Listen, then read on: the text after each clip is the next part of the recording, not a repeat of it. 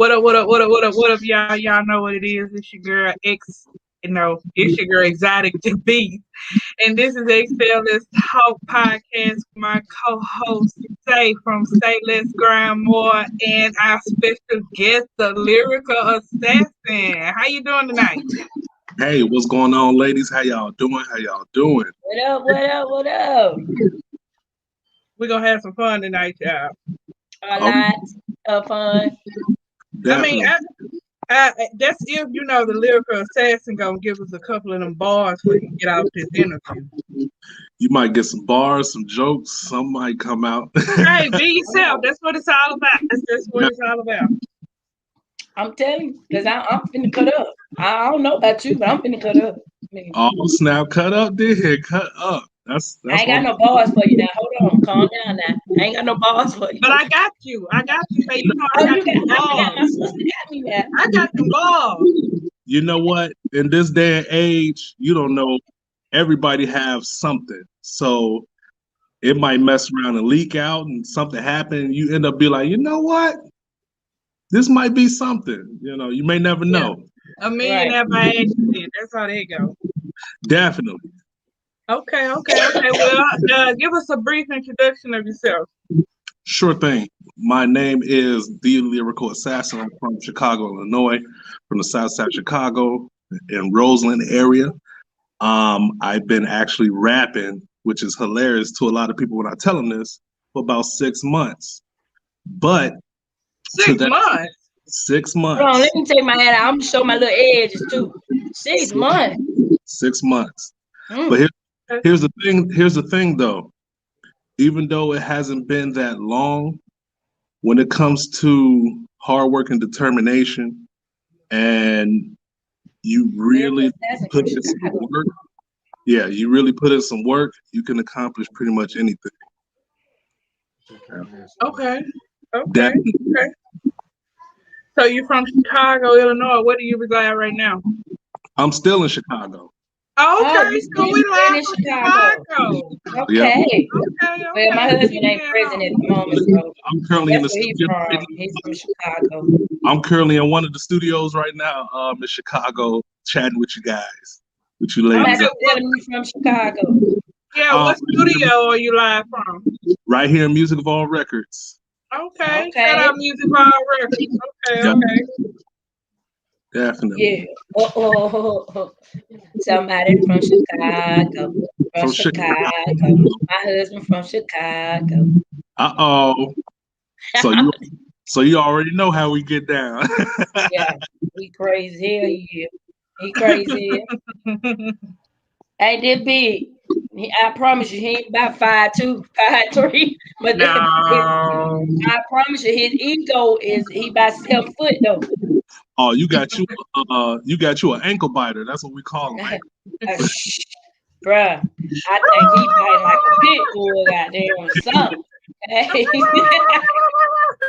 Hey, but you know, people can make songs about them short guys, but they some pit bulls for real, man. They got heart. They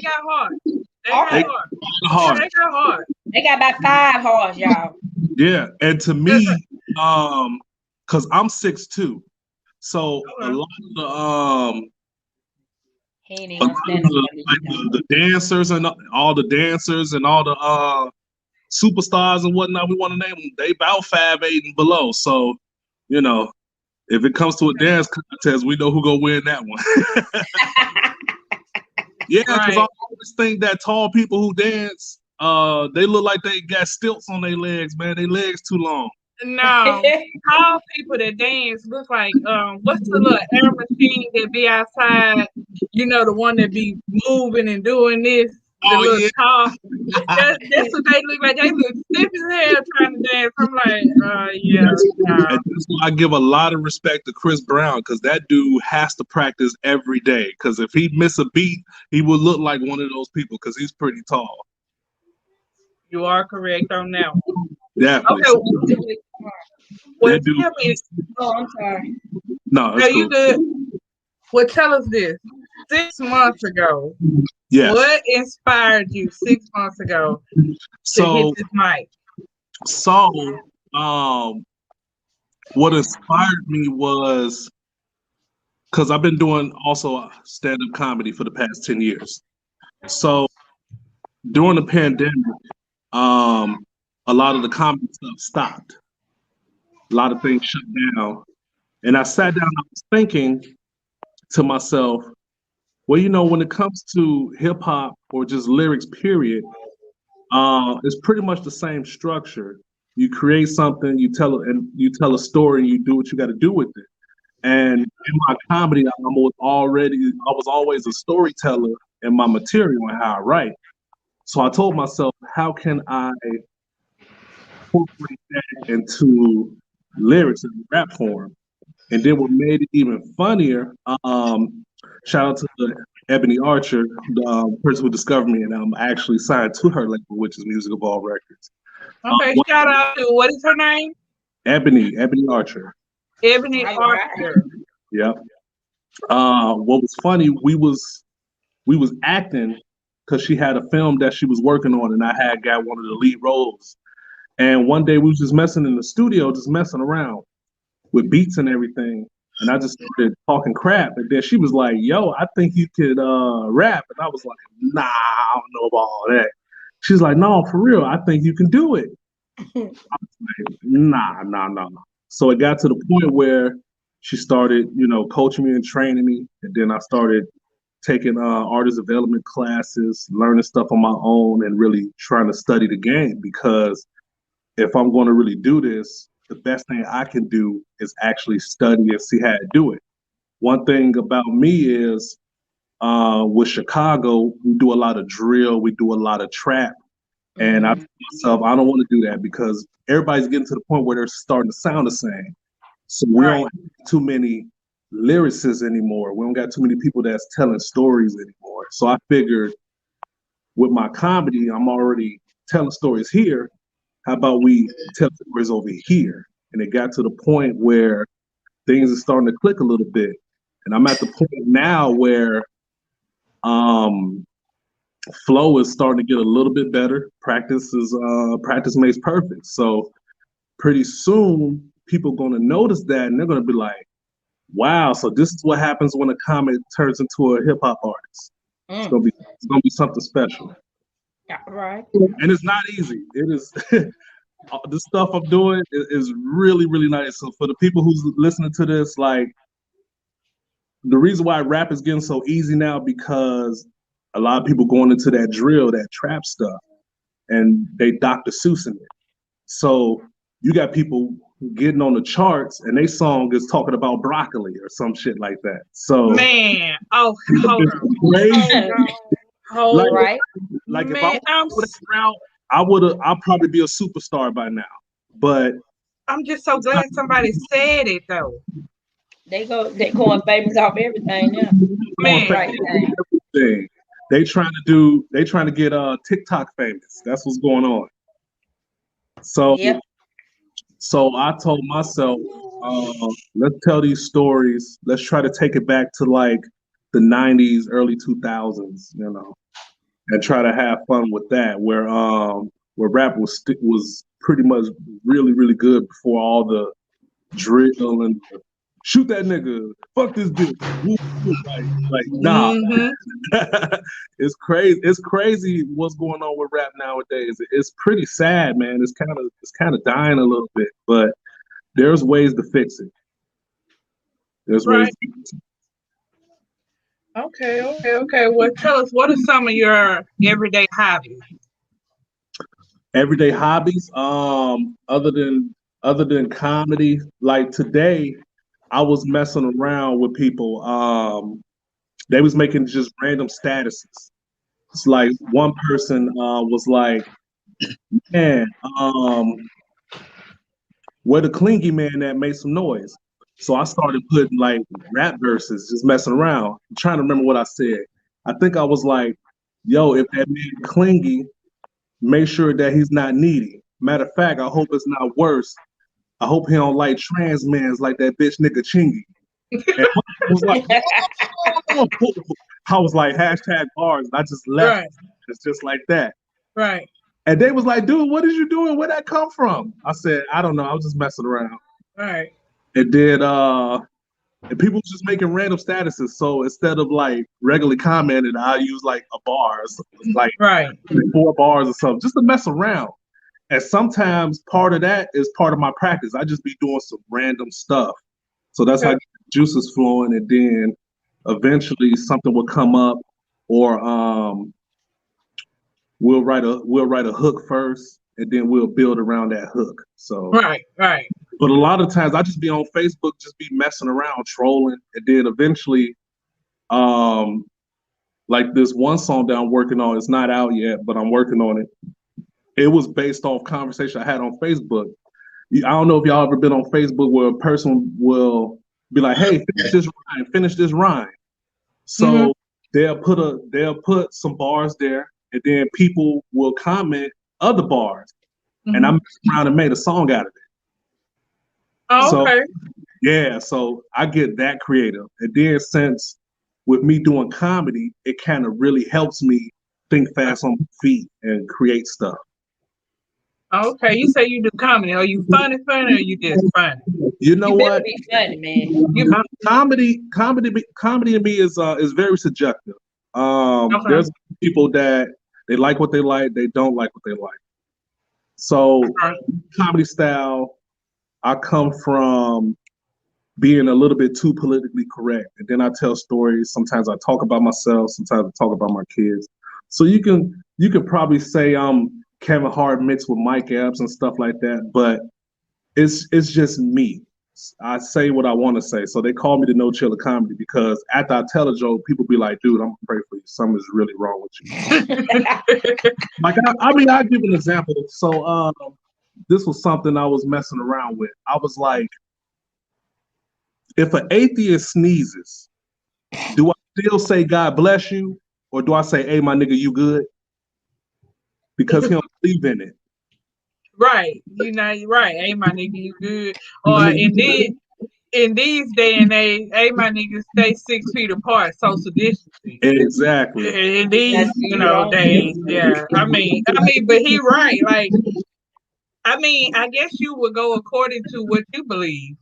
To be honest, you know Exactly. what I'm saying. So I may still say God bless you, whether you believe in him or not. Me as Exactly, because when people don't, some people do, some people know, some people don't know. When you sneeze, your heart actually stops for a split second, so Mhm. you can like possibly go to cardiac Right, arrest. So it's like, hey man, that's why we say God bless you. Hey, bless you. You all right? You straight? right, Especially if you got people that Right. multiple times. right.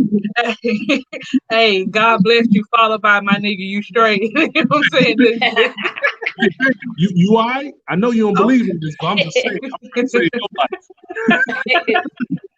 Okay. So, in the comedy realm here, was it like a certain comedian that inspired you, or you just always been funny as hell, and everybody told you should just do it? I never wanted to do comedy. Comedy came to me as a dare, and who inspired me when I finally figured out that I can do it was Richard Pryor, Patrice O'Neal, those types of guys, just to name a couple.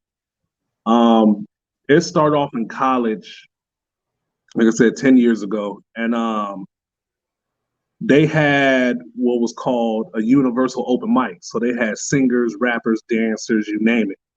So we will always go over there and watch the talent and have fun because we used to roast each other at the table. So I was a roaster. I was at the table just roasting people, we just having fun. So then all of a sudden, the host was like, "Man, coming to the stage, we never had comedy here before. Give it up for Jeff Baylock." So Jeffrey Baylock is actually my real name. So Okay. they give it up for Jeff Baylock. And I was like, who the fuck signed me up on this thing? Then the host was like, you got 15 minutes. 15 minutes for a rookie? I ain't never did comedy before. What's going on here? Right. I got up there and I roasted the whole school. So my first joke, and it's crazy because at the school, what was that? I think about 2 blocks down, they had a cemetery. So I was like, I just want to let y'all know if y'all don't pass midterms, y'all gonna be buried in this cemetery over here because your parents gonna kill y'all ass for spending money. And I started roasting the school. I started roasting teachers. I just went in for 15 minutes. Wow. But everybody was laughing. And I was like, y'all laughing at this shit? Y'all terrible. Right. But you ain't terrible for saying it, right? Exactly. But I Right. never knew that people laughed at, even if you're talking about them. And because at first I was scared to say it, but at this point I didn't care because I was mad because they signed me up without my permission. I didn't know what was going on. So my anger turned into laughs. And I was like, okay, let me research this stuff. And it got to the point where there is dark humor and just regular humor, and people will laugh at it. Right. And then comedy to me is deeper than that because we're problem solvers. Right. And that's because with the relatability, we talk about things that you probably won't even talk to nobody else about. But if you hear somebody but you're thinking it though. But you're thinking it. Right. I say what you're thinking. Right. So when a comment comes up there and they say that, and it's like, man, I've been through that too. Now there's a connection. Mm-hmm. So that's where the relatability comes in to play. Because it's like, man, you've been through that. You've been through that. You've been through that. Oh, man, keep talking, bro. We want to hear the rest of this.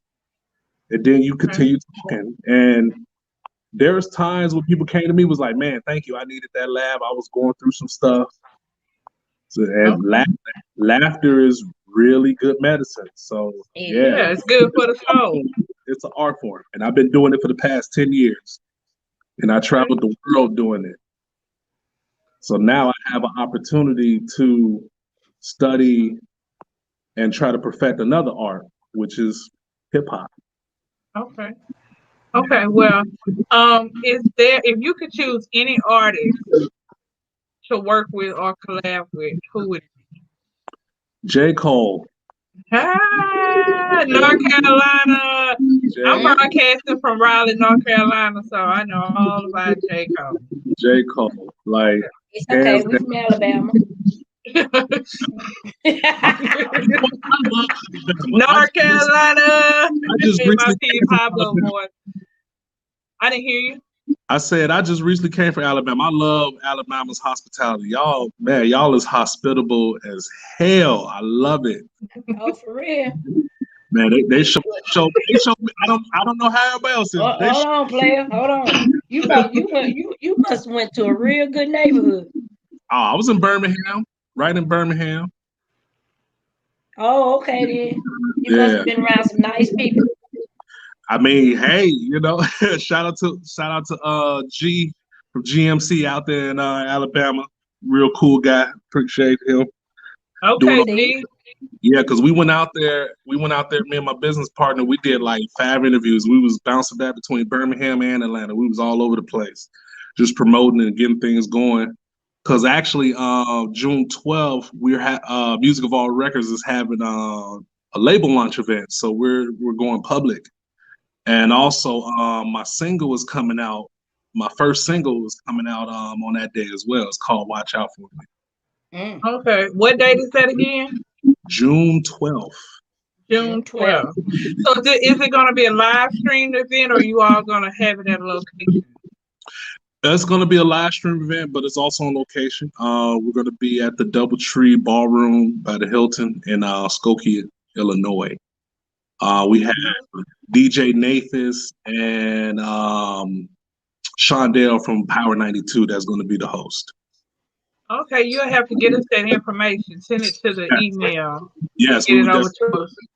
Definitely send you the information. Hopefully y'all can come out. We'll put you on the list. Yeah.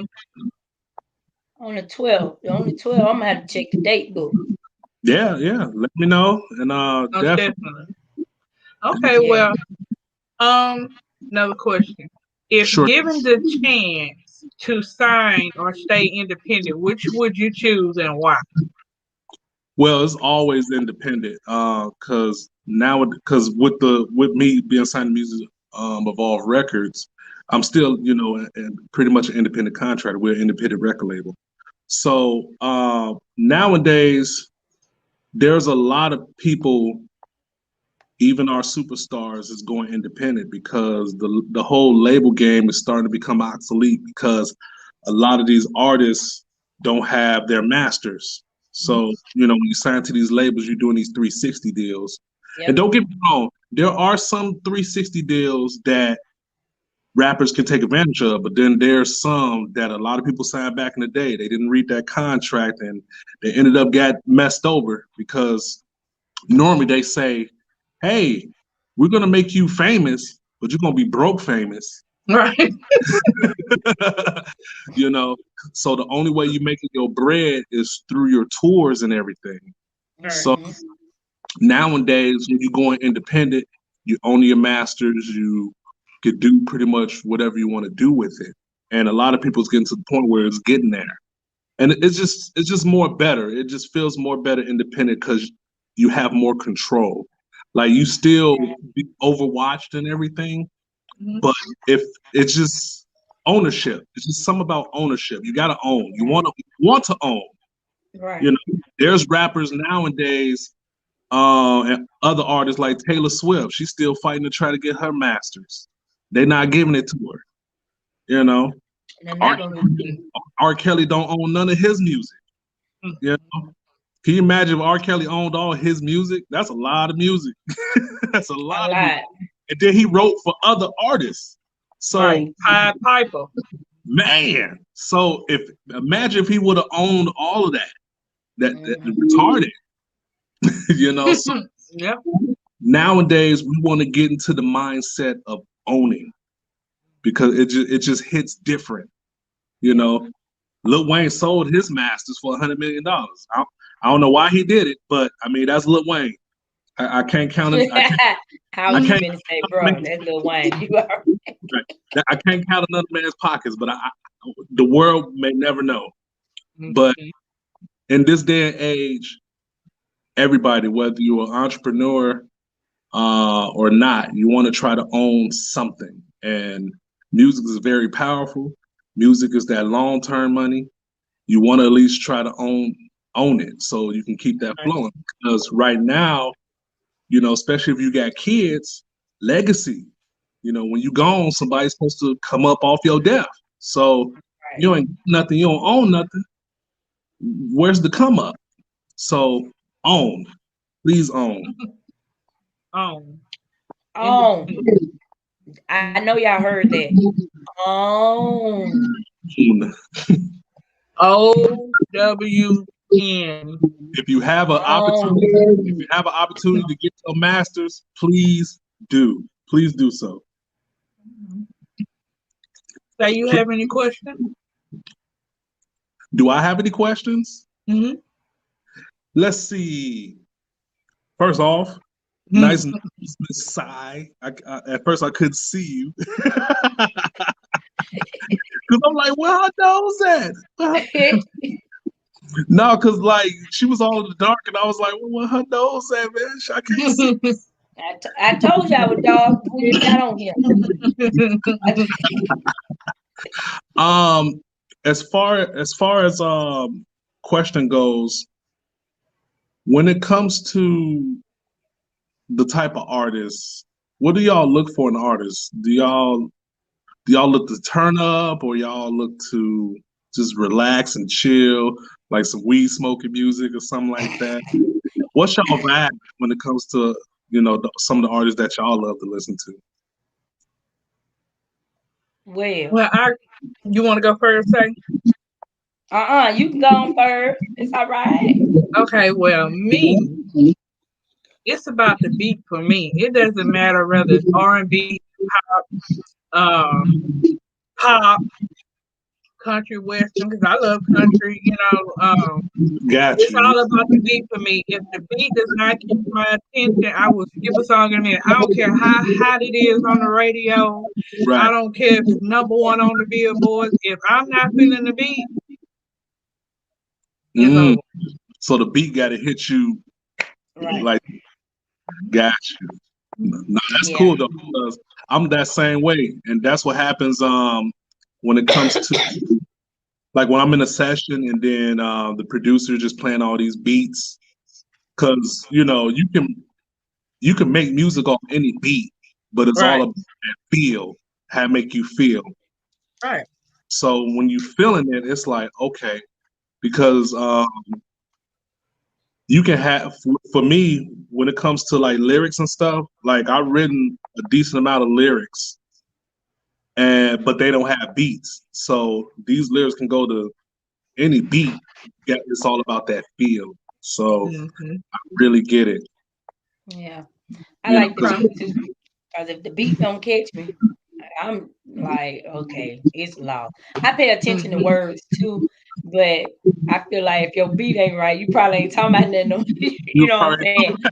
You know what I'm saying? Hello. So I'm just gonna be 100 about it. And you know what I'm saying? Being a wife to a rapper, it's like you listen and you see, because he very particular about his music. So you know what I'm saying? But it's always been the beat. And like you said, you can write all you want, but if them lyrics don't go to that beat, you got a problem. got a You know what problem. I'm saying? The whole club finna go outside. Whole Nobody want to hear that. whole club for to turn around and be like, "Hey, we finna go on this They going intermission." outside. You know what I'm saying? Oh, girl, you want to go smoke a cigarette? Girl, yeah, I don't even smoke, but I'm finna go smoke a cigarette. Come Go on. smoke a cigarette, Right. right? Mhm. Definitely. Smoked I'm talking at the about like, club on the patio. Um. So what's another one? One more. Do you like it where when the song come on? Because you got some artists that when the beat come on, they just let it rap for like 15, 30 seconds, then they start rapping? Or do you want a rapper to just start rapping as soon as the song come on? Again, it's all about the beat. Because some beats when it first come on, like I'm working on a song right now, and from the time it come on, you gotta be with it. You know what I'm saying? You got to hit. But then I got another song that I worked on that I let the beat ride for about 12, 13, you know what I'm saying, seconds. So again, it's about the beat because you want to give your listener time to say, okay, okay, okay, because at that point it's either gonna be a street song where you can ride and listen and smoke to, or it's gonna be one of them shoot a nigga bang bang, you know what I'm saying, cut them up, yeah, you know what I'm saying. So you appeal with the beat, you're gonna appeal to the crowd anyway. Got you. Yeah. So okay, okay, okay. Well, I'm have you already dropped a project No, not yet. My first project drops on the like 12th? yeah, on the 12th. Okay. Well, Yeah, where are you planning on putting everything at so we can be on the lookout? it's gonna be on all major platforms, Spotify, iHeartRadio, YouTube, and everything. So when it drop, it'll be on pretty much everything. Um, and then right after that, it's gonna be other songs because even though we dropping this one, we got other stuff that we're working on and everything. So everything is strategic and planned. So when it does drop, it's just gonna look like some random content, and that's just gonna be just dropping. And also, we're gonna have visuals for those as well. So, because people like visuals, gotta have visuals. So, Right. Right. I Okay. was like blinked in and blinked out. Last time man, I don't know what's going on around here now. I don't even know what's going on around here. I got two different internet hooked up, and I don't know what the hell going on right here. It just went the oh hell out. man, It's all right. It's I feel you. technology. It's technology. It's okay. Right. Gotcha, It gotcha. happened. It happened. Okay, okay, okay. So you in the studio working tonight. Yes, I'm actually finna record some pretty much after this stream. Okay, So well don't forget to send it to us in the email so we can link back in with you and get you back on or hopefully we'll be streaming live from the event if we're free. We have to check the calendar, but we Yeah, most definitely would love to come through. yeah, definitely. If y'all come through, that'd be a blessing. If not, it'll be streamed live so everybody can, tune in and watch. Because I'm the type of person where it's like you got some people because we still some states is still is doing a pandemic, and so we all still Right. through the pandemic, but everybody got their different goals and rules and everything. So me and my team, we want to get to an opportunity where if they can't physically be there, we would try to put it out there, one way or Stream another. it live. Yeah, stream it live or record it and then drop it like later or something like that. But it'll be one or the other and or both. So Okay. Works for us, works for us. It's one more question that I forgot to ask. Go. How You did always he come up forget with the something. name? How did he come up with the name, the Lyrical Assassin? Sure. Oh yeah, I was wondering that too. Sure. So Even to kill somebody. with lyrical assassin. Like I said, I am a storyteller. I am fall into the category of lyricist. I would not be a drill rapper. I would not be a trap rapper. I will straight tell stories to the best of my abilities, whether it's bars or just me talking. Like a message will be explained. And assassin comes from the stuff that I talk about. It's not off the because I had to explain to people because I say it comes from a dark side. Now a lot of people's like, wait, how dark? Not Tech Nine dark, kind of like in between. Because I did a radio interview, they was like, how dark? Like Tech Nine dark? Like no, not that dark. Because Tech Nine, Chris Calico, they go very dark. But it's about because I grew up in Roseland, which it's like Inglewood in California, Inglewood in Chicago, a very bad neighborhood.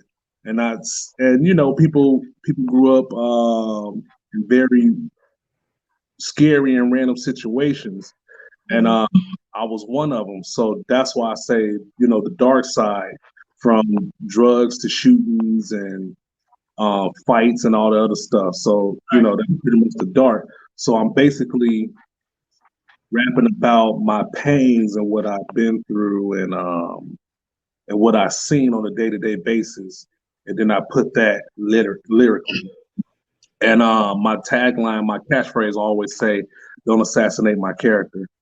Right. So that's where assassin came from. Don't assassinate my character, because then I'm gonna have to kill you lyrically. Oh, them bars! Did you hear that? Them bars! Did you hear that? I see you got them Don't bars. assassinate my character, because then I'm gonna have to.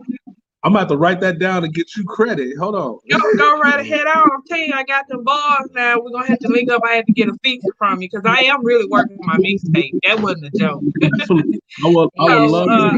I would love to get you in for a feature, but don't allow me to assassinate your character lyrically, though. You know what I'm saying?